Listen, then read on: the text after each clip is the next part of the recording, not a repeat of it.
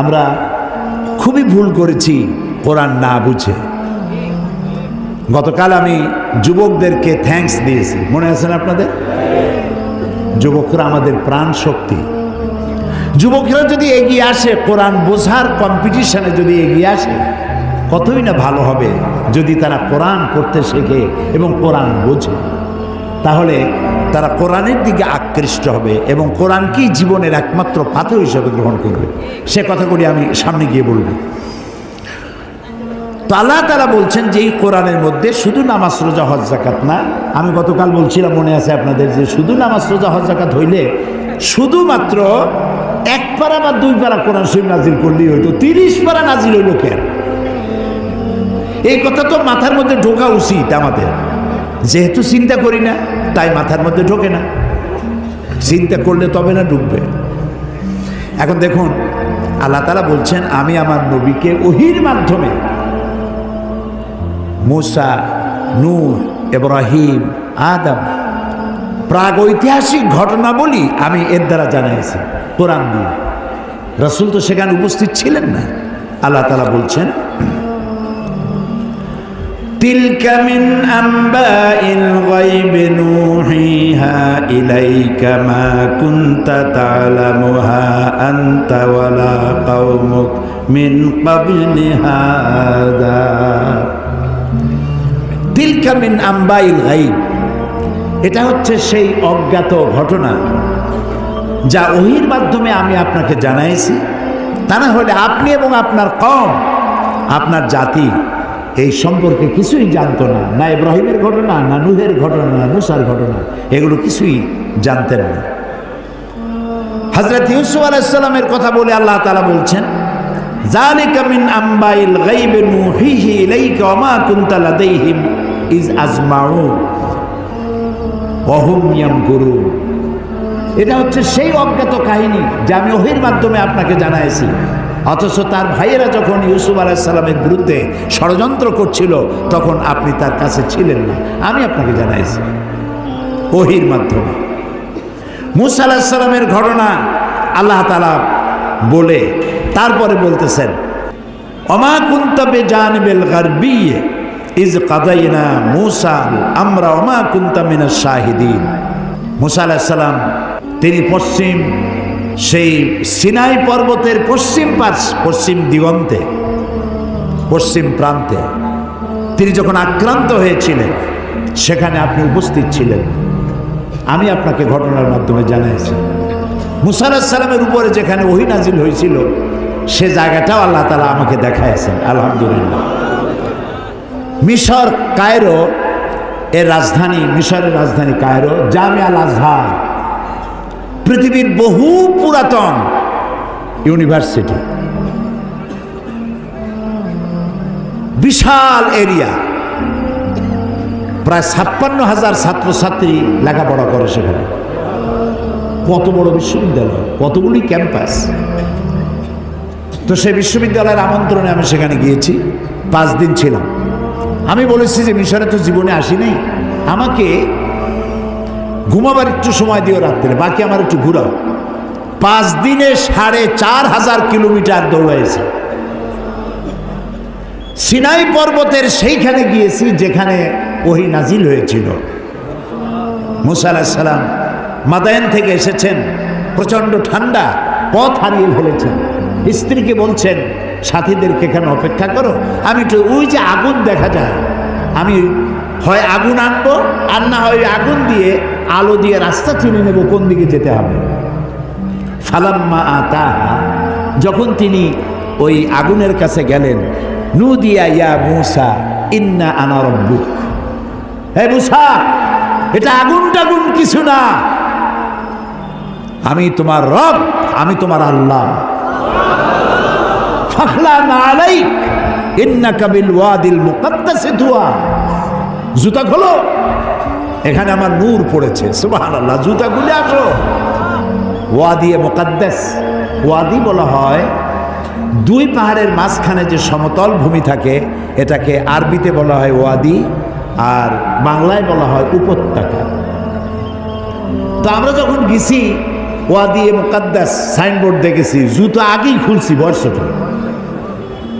তারপরে গেলাম সেখানে, যেই গাছের উপরে আল্লাহর নূর পড়েছিল সেই গাছটা, ওরা বলে এটা সেই গাছ। তো আমি এর ঐতিহাসিক সত্যতা নাই বলে মনে করতে পারলাম না যে এটা সেই গাছটাই। ওই গাছের পাতায় পাতায় অনেক চিঠি। আমি জিজ্ঞেস করলাম এই চিঠিগুলি কিসের? বললো যে ইহুদিরা আসে, খ্রিস্টানরা আসে, মুসলমানও আসে, আল্লাহর কাছে চিঠি লিখে ওখানে তুই যায়। এই খাই খেয়ে কাম না পাইলে করবে কি? তো এটা আমার বলার উদ্দেশ্য ছিল না। আমার বলার উদ্দেশ্য ছিল যে আল্লাহ তাআলা দেখাইছেন বহু কিছু, এমনকি মুসা আলাইহিস সালাম রে এত জ্বালা দিল যে ওই ফেরাউনকেও দেখে আসছে, এখনো দাঁত ছিটকে পড়ে আছে। আল্লাহ তাআলা তাকে রেখে দিয়েছেন।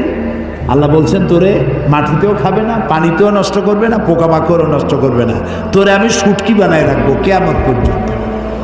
তোর মতো ফেরাউন যারা হবে তোরে দেখে যেন তারা উপদেশ নিতে পারে। আল্লাহ তাআলা এটারও দেখাইছেন, পিরামিডও দেখাইছেন। অনেক নবীর কবরও আল্লাহ জিয়ারত করার সুযোগ। ইমাম শাফি রহমতুল্লাহ আলাইহি, মৌলানা জালালউদ্দিন সৈয়দী রহমতুল্লাহ আলাইহি, ইমাম ওয়াকি, ইমাম বদরুদ্দিন আইনি রাহিমাহুমুল্লাহ, হযরত সালেহ আলাইহিস সালাম, হারুন আলাইহিস সালাম, নবী দানিয়েল আলাইহিস সালাম, হযরত আবী দারদা রাদিয়াল্লাহু তাআলা আনহু, আমর ইবনুল আস রাদিয়াল্লাহু তাআলা আনহু, এদের কবর জিয়ারতের আল্লাহ তাআলা তৌফিক দিয়েছেন। আমর ইবনুল আসের যে মসজিদ দেখলাম মিশরে, সেই মসজিদে লাইলাতুল কদরে 5 লক্ষ লোক নামাজ পড়ে। লাইলাতুল কদর মসজিদ, রাস্তাটা সব ভর্তি হয়ে যায়। ইমাম যিনি, তিনি হচ্ছেন শেখ জিবরাইল। আমি শেখ জিবরাইলকে দেখতে পারলাম না, আগ্রহ ছিল যে জিবরাইল কেমন একটু দেখে যায়। এত লোক তার পিছনে নামাজ পড়তে আসে, সুবহানাল্লাহ। তো এখানে আল্লাহ তাআলা বলতে চাইলেন যে সিনাইয়ের পশ্চিম প্রান্তে যে ঘটনা ঘটছিল এটা তো আপনি জানেন না, আমি আপনারা জানাইছি। ফেরাউন আক্রমণ করেছে তার দলবল নিয়ে, 3 দিক থেকে আক্রান্ত হয়েছেন তিনি, আর একদিকে সমুদ্র। সাথীরা বলছে ইন্না লামুদরাকুন, ইন্না লামুদরাকুন, আমরা তো পাকড়া হয়ে গেছি, আমাদের তো পালাবার কোনো উপায় নাই। মুসা আলাইহিস সালাম কার নবী? জবাব দিতে দেরি হইল কেন? মুসা কার নবী? উম্মত ঘাবড়ে গেছে। উম্মত কি হয়ে গেছে? ঘাবড়ে গেছে, ভয় পাই গেছে। 3 দিক দিয়ে আসছে কারা? শত্রু সৈন্য 3 দিক, আর একদিকে কি? সমুদ্র। ঘাবড়াবার তো কথাই, আপনি আমি হলে তো হার্ট ফেল করবো। কোন দিকে যাবো? ফাইনাতা যাবো, যাওয়ার জায়গা নেই। কিন্তু মুসা আলাইহিস সালাম আল্লাহর নবী, তিনি বলছেন কাল্লা কাল্লা, কখনোই নয়, ভয় পেও না, রব্বি সায়াহদিন, অবশ্যই আল্লাহ আমাদেরকে পথ বের করে দিবেন। কাজী মেঘের মতো কালো ঘন কৃষ্ণ মেঘের মতো উত্তর গগন কালো মেঘে ছেয়ে গেছে, থমথমে ভাব, ঝোড়ো হাওয়া এখনই প্রবাহিত হবে। 30 ফুট উঁচু হয়ে জলোচ্ছ্বাস এসে উপকূলীয় এলাকা ভাসায় নিয়ে যাবে, বজ্রসহ বৃষ্টিপাত হবে, ঝড় বন্যায় উড়ায় নিয়ে যাবে, সুনামি হবে। আল্লাহ তাআলা ছোট্ট একটু বাতাসের আঘাত দিয়ে সব সরাই দিতে পারেন। বলেন সুবহানাল্লাহ, জোরে বলেন সুবহানাল্লাহ। কি ক্ষমতা তার! ফাআলুল লিমা ইউরিদ, যা খুশি তাই করতে পারে। তো আল্লাহ তাআলা ওহীর মাধ্যমে এই কথাগুলি জানাইছেন। বিজ্ঞানীরা, ওই যে বলছি যে বিজ্ঞানীরা যে কথাগুলি আজ বলতেছে, যেমন 1665 খ্রিস্টাব্দে স্যার আইজ্যাক নিউটন, তিনি দেখলেন গাছের থেকে একটা আপেল পড়লো মাটিতে। তিনি তখন চিন্তা করলেন যে আপেলটা মাটিতে পড়লো কেন, এটা তো উপরে উঠে যেতে পারত। এইটা চিন্তা করলেন। চিন্তা করে করে 1665 খ্রিস্টাব্দে তিনি মাধ্যাকর্ষণ শক্তি, ল অফ গ্র্যাভিটেশন, এটা আবিষ্কার করলেন। কত খ্রিস্টাব্দে? 1665। অথচ কোরআনে কারীম স্যার আইজ্যাক নিউটনের জন্মের 1000 বছর আগে সূরা ফাতির 41 নম্বর আয়াত আল্লাহ তাআলা বলছেন ইন্নাল্লাহা ইউমসিকুস সামাওয়াতি ওয়াল আরদা আন তাজুলা, নিশ্চয়ই আল্লাহ তাআলা চন্দ্র, সূর্য, গ্রহ, নক্ষত্র সব একটার সাথে আরেকটাকে সম্পৃক্ত করে রেখেছেন, যাতে একটার থেকে আরেকটা বিচ্ছিন্ন হয়ে না যায়। এটাই হচ্ছে ল অফ গ্র্যাভিটেশন।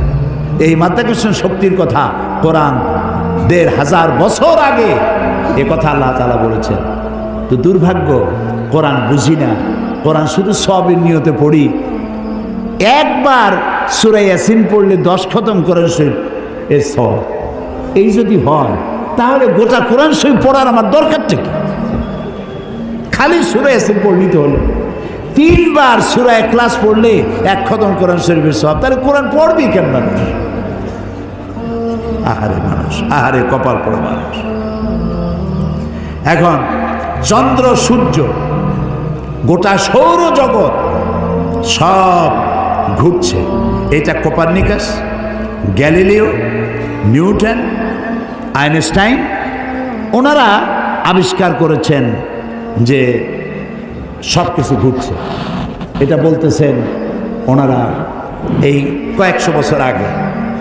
অথচ ১৫০০ বছর আগে আল্লাহ তাআলা কোনটা ঘোরে? চন্দ্র ঘোরে না সূর্য ঘোরে না দুনিয়া ঘোরে? কে ঘোরে?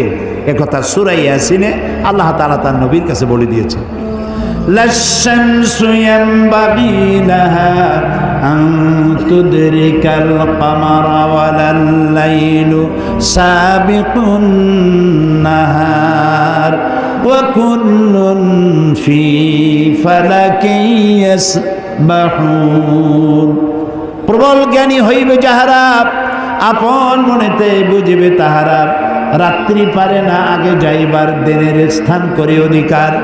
যার যে স্থান বহাল রাখিয়া ভ্রমণ করেছে খোদাকে ডরিয়া। শুধু পৃথিবী করে না, আল্লাহ তাআলা বলছেন ওয়া কুল্লুন ফি ফালাকি ইয়াসবাহুন। যা কিছু আছে মহাশূন্যে, এই পৃথিবীটাও মহাশূন্যে। পৃথিবীটা কোথায়? মহাশূন্যের উপর ভাসমান। তো মহাশূন্যে অকুল্লুন ফি ফালাকি ইয়াসবাহুন, মহাশূন্যে যা কিছু আছে সব ঘুরতেছে আর ঘুরছে। Activities life, inactivities death. যতদিন ঘুরবে ততদিন সব ঠিক থাকবে। আর যেদিন এই ঘূর্ণায়মানের এই চক্রের আবর্তন বন্ধ হয়ে গিয়ে যখন ঘোরা বন্ধ হবে, তখন একটা প্রচণ্ড আঘাতের মাধ্যমে, প্রলয়ঙ্করী আঘাতের মাধ্যমে দুনিয়ায় কিয়ামত অনুষ্ঠিত হয়ে যাবে। তো আল্লাহ তাআলা কোরআনে কারিমে এই কথাগুলি অনেক আগে বলে রেখেছেন। The universe and doctor Einstein গ্রন্থে তারা বলেছেন যে সূর্য ধীরে ধীরে এর আলো কমে যাবে, আলো থাকবে না, আর তারাগুলো পোড়া কয়লার মতো হয়ে যাবে। কারা বলতেছে? বিজ্ঞানীরা বলছে। কোরআন ওরা আজকে যেটা বলল, কোরআন বলেছে অনেক আগে। কি বলেছে? ইয়াসআলু আইয়ানা ইয়াউমুল কিয়ামাতি ফাইযা বারিকাল বাসারু ওয়া খাসাফাল কামারু ওয়া জুমিআশ শামসু ওয়াল কামার। আল্লাহ তাআলা বলছেন এরা রাসূলকে জিজ্ঞেস করে কিয়ামত কবে হবে। আল্লাহ তাআলা বলছেন জবাব দিয়ে দেন, কিয়ামত হবে যে সময় চন্দ্র আলো হারিয়ে ফেলবে, সূর্য আলো হারিয়ে ফেলবে, আর চাঁদ আর সূর্য এগুলি সব একাকার হয়ে যাবে।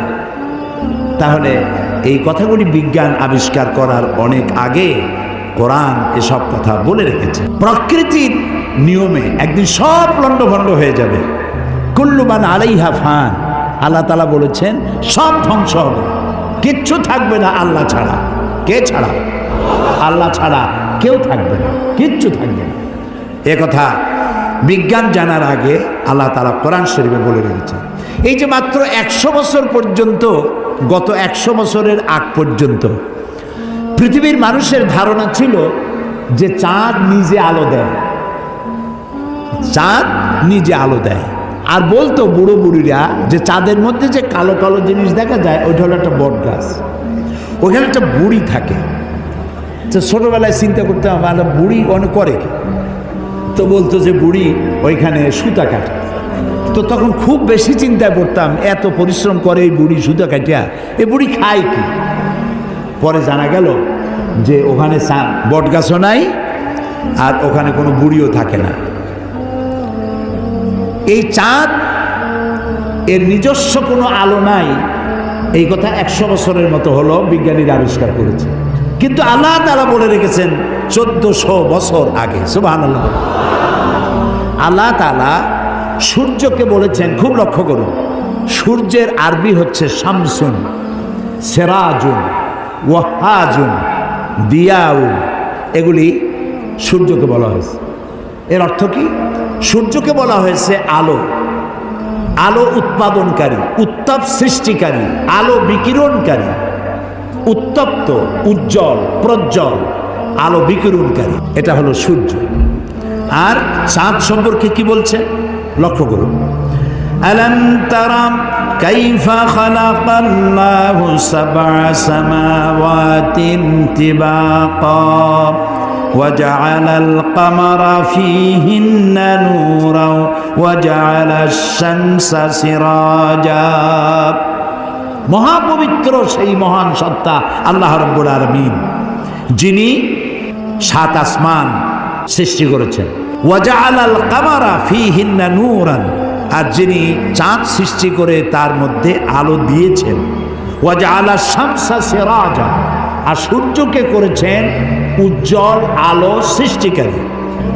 দেখুন, সূর্যকে বলা হলো শামসুন, উত্তপ্ত আলো, উত্তাপ সৃষ্টি করে যেটা, সেটার নাম শামসুন, সিরাজুন, ওয়াহাজুন, দিয়াউ। আর চাঁদের কথা বলতে কি আল্লাহ তাআলা বলেছেন কামারা মুনিরা। চাঁদের আরবি হলো কামার, আর মুনিরা মানে আলোক প্রাপ্ত। চাঁদের নিজের কোনো আলো নাই, আলো প্রাপ্ত হয়ে সেই আলো সে বিকিরণ করে।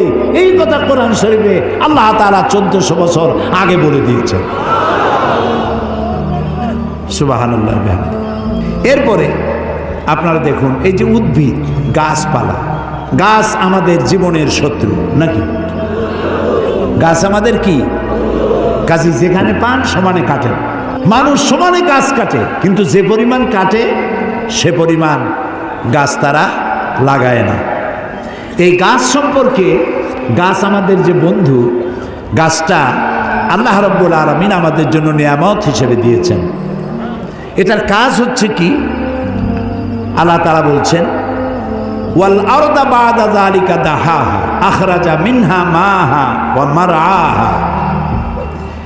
এই উদ্ভিদগুলো, এর থেকে তরুলতা, উদ্ভিদ তরুলতা, এর থেকে বায়ু নির্গত হয় এবং তিনি এই দিয়ে জমিনকে সুন্দর করে প্রতিষ্ঠিত করেছেন। এবং এই গাছপালা তোমাদের জন্য এবং তোমাদের পশুর জন্য, তোমাদের জন্য অত্যন্ত বিরাট সম্পদ। তার মানে মানুষ, আমরা যে বাতাস থেকে অক্সিজেন নেই, যখন আমরা অক্সিজেনটা নিয়ে যখন ছেড়ে দেই, তখন যেটা ছাড়ি ওইটাকে বলা হয় carbon die oxide. Carbon die oxide হচ্ছে বিষ। এই যে আপনারা এখানে হাজার হাজার মানুষ বসে আছেন, আপনারা প্রত্যেকেই বাতাস থেকে অক্সিজেন নিচ্ছেন, আর যেটা ছাড়তেছেন সেটা বিষ। এই বিষটাকে পরিশুদ্ধ করার মতো কোনো ফ্যাক্টরি পৃথিবীর কাছে নাই। আল্লাহ তাআলা গাছ বানাইছেন। গাছের খাদ্য হলো, আপনি যেটা ফেলে দেন, নাক দিয়া মুখ দিয়া যেটাকে উদ্গীরণ করেন, ফেলে দেন, নিঃশ্বাস যেটা বের করে দেন, ওটা হলো গাছের খাদ্য। আর প্রতি মুহূর্তে সূর্যের উত্তাপ আর গাছের সবুজ রং দুটিতে মিলে এক প্রকারের রন্ধন ক্রিয়া হয়, আর ওর মধ্য দিয়ে কার্বন ডাই অক্সাইডকে প্রতি মুহূর্তে আল্লাহ রাব্বুল আলামিন অক্সিজেন বানাইয়া গাছের ভিতর থেকে বের করে দেয়। সুবহানাল্লাহি বিহামদিহি। এই মানুষের সৃষ্টির জন্য আল্লাহ তাআলা বলেছেন খালাকালাকুম মা ফিল আরদি জামিআ। এই পৃথিবীতে যা বানাইছি সব তোমার জন্য। সুবহানাল্লাহ। বিজ্ঞানীরা বলেছেন পাহাড়ের অত্যুচ্চ শিখর থেকে শুরু করে আটলান্টিক মহাসাগরের অতল তলদেশ পর্যন্ত যেখানে যা কিছু আছে সবগুলি মানব সেবায় নিয়োজিত। সব মানুষের খেদমতের জন্য আল্লাহ বানিয়েছে। এখন প্রশ্ন উঠতে পারে, সব মানুষের খেদমতে বুঝলাম, কিন্তু মশা দিয়া কি খেদমত হয়? মশার কামড়ে চোটে বাড়ি থাকতে পারি না, এ প্রশ্ন উঠতে পারে কিনা? উঠতেই পারে। আল্লাহ যদি সবই মানুষের কল্যাণে বানায়, তে মশা বানাইছি কি কামে? আপনি বোঝেন না, বোঝেন না। একটা মশা, একে সহজে মারাও যায় না। ওকে বহু কায়দা করে হাতটা আস্তে নিয়ে যেইটা মারবেন তার আগেই সে উড়ে চলে যাবে, খুব চালাক। এই মশা কি জন্য বানাইছেন আল্লাহ? এখন দেখেন, এই মশা মারার জন্য কত company, Mortein, aerosol, ICI company, মশারি, কত রকমের ওষুধ আর মশারি, এগুলো বানাবার পেছনে লক্ষ লক্ষ শ্রমিক কাজ করে আর লক্ষ লক্ষ মানুষের পেটের ভাত জোটে।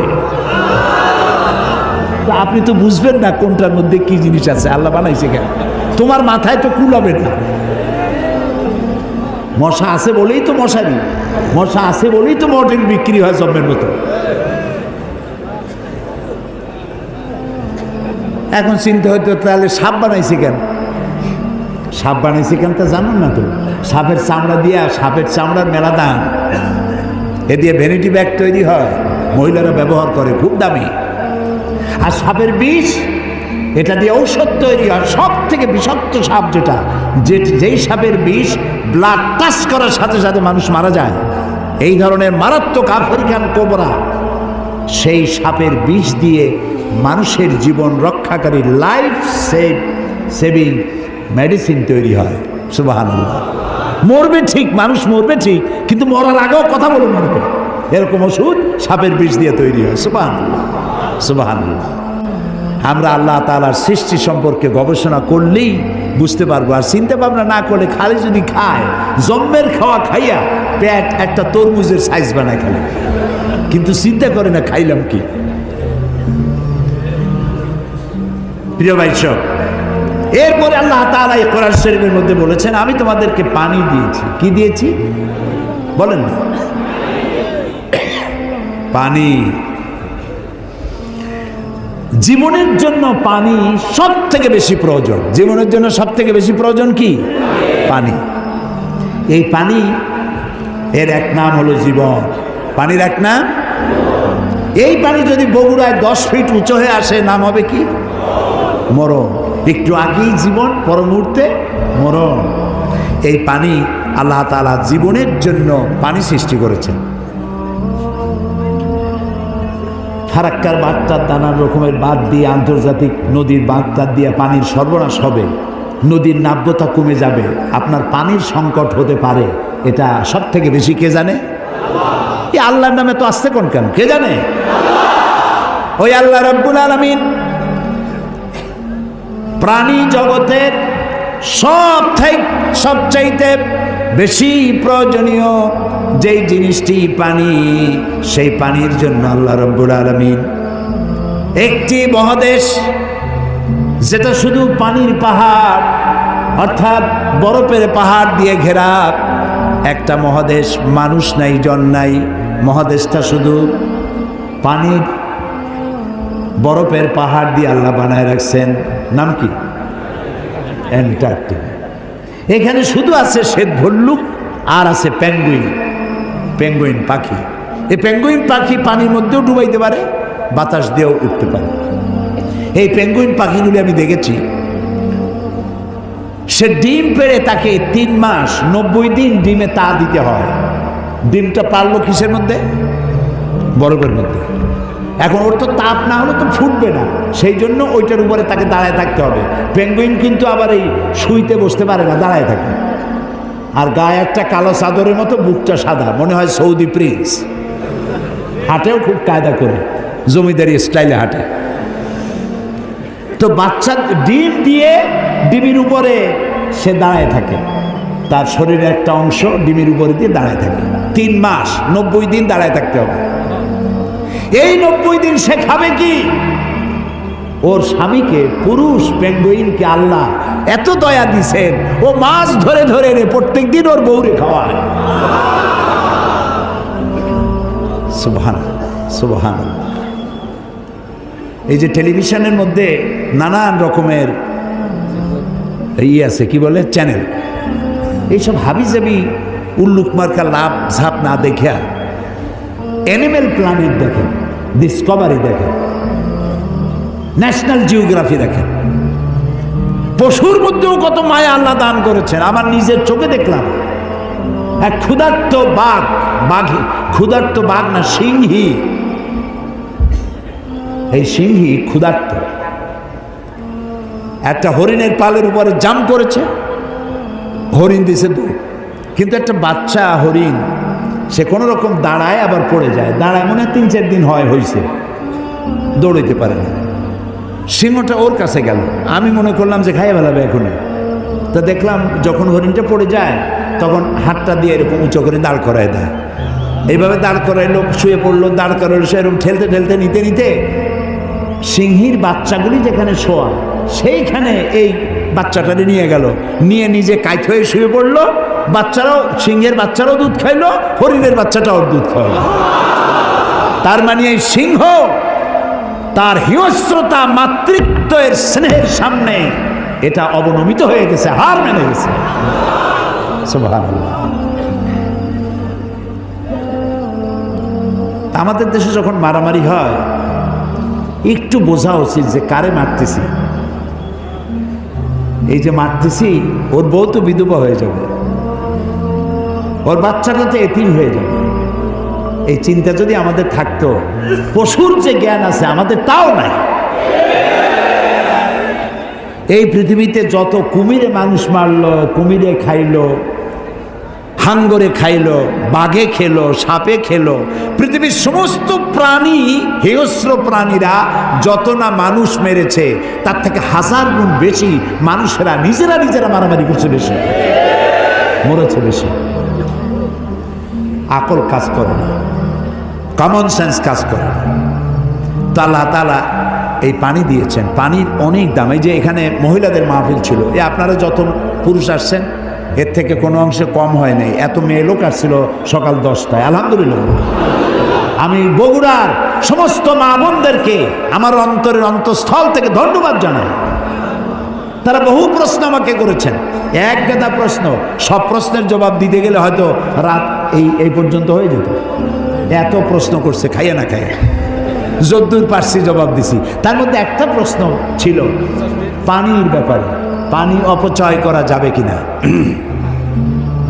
আমি বলেছি আমি তো জবাব আন্দাজে দেই না, আমি আলহামদুলিল্লাহ, আল্লাহ শকর, আপনারা যারা এখানে আলেম বসে আছেন আমি আপনাদের পর্যায়ে পড়ি না, আমি খুবই ছোট মানুষ, তালেবে ইলম মানুষ। আমি যেটুক পড়েছি সেটুক বলি, না পড়িয়া না দেখা আন্দাজে গপ্প করি না। তো আমি হাদিসে পড়েছি, সাহাবায়ে কেরাম প্রশ্ন করেছেন রসুলের কাছে, আমরা উজু করতে গেলে রসুল বলেছেন পানি অপচয় করবা না। সাহাবী একজন প্রশ্ন করলেন যে উজু করতে গিয়ে একটু বেশি পানি খরচ হলে তাতে কোনো অসুবিধা আছে? রসুল জবাব দিলেন, তুমি যদি প্রবাহিত নদীর কিনারে দাঁড়াইয়া উজু করো পানির অপচয় করতে পারবা না। সুবহানাল্লাহ বলবেন না? এখন আপনি কত পানি খরচ করেন দেখেন তো, টেপ একটা সাইয়া দিয়া জনমের মতো, একটা চায়ের কাপ ধুইতে গিয়ে একটা কলস ধোয়ার পানি খরচ করতেছে। বগুড়া কি গ্যাস আছে? আছে। একটা মেসের কাঠি খরচ হবে সারা দিন, গ্যাসের চুলা জ্বলতে থাকে। আপনি আল্লাহর নিয়ামতের না শকর, একটা মেজের কাঠি দিলেই তো যখন খুশি তখন আপনি জ্বালাইতে পারেন। আপনি কেন বাড়িতে বলেন না যে জ্বালাই রাখবে না? অধিকাংশ বাড়িতে এইভাবে এই গ্যাসের চুলা জ্বলে থাকে বলে আমরা খবর পেয়েছি। অন্যায়। প্রত্যেকটি নিয়ামত সম্পর্কে কিয়ামতে আল্লাহর কাছে জবাবদিহি করতে হবে। কাজেগুলি নিয়ামত। এখন এই পানি আল্লাহ তাআলা বলছেন, দেখো সৃষ্টি জগতের জন্য পানি প্রয়োজন, সেই পানিটা আমি জলাধার করেছি। এই নদীগুলো কে কাটছে? আছে না বগুড়া নদী আছে না, নাম কি? করতোয়া নদী। আর না করতোয়া এখন তো দৈনিক পত্রিকা, নদী গেছে পত্রিকা হয়ে, বাঙালি যমুনা। ও যমুনা আছে। আচ্ছা, এই নদীগুলো কে বানাইছে? কোন সরকার? কে কে বানিয়েছেন? অসংখ্য নদী বানালেন, সমুদ্র বানালেন, মহাসমুদ্র বানালেন। পৃথিবীর 4 ভাগের 3 ভাগ পানি আর 1 ভাগ হচ্ছে স্থল। এই পানি আল্লাহ তাআলা জলাধার বানায় রেখেছেন। নদী কি সোজা না আঁকাবাঁকা? খালগুলো সোজা না আঁকাবাঁকা? কেন চিন্তা করেছেন কখনো? করেননি। আঁকাবাঁকা করার সোজা যদি হয় তাহলে শুধু 2 পারের মাটি উপকৃত হবে, আর যদি আঁকাবাঁকা হয়ে যায় তাহলে বেশি পরিমাণ মাটি এই পানির দ্বারা ফায়দা পাবে। এই জন্য আল্লাহ তাআলা আঁকাবাঁকা করে দিয়েছেন। সুবহানাল্লাহ, সুবহানাল্লাহ, সুবহানাল্লাহ।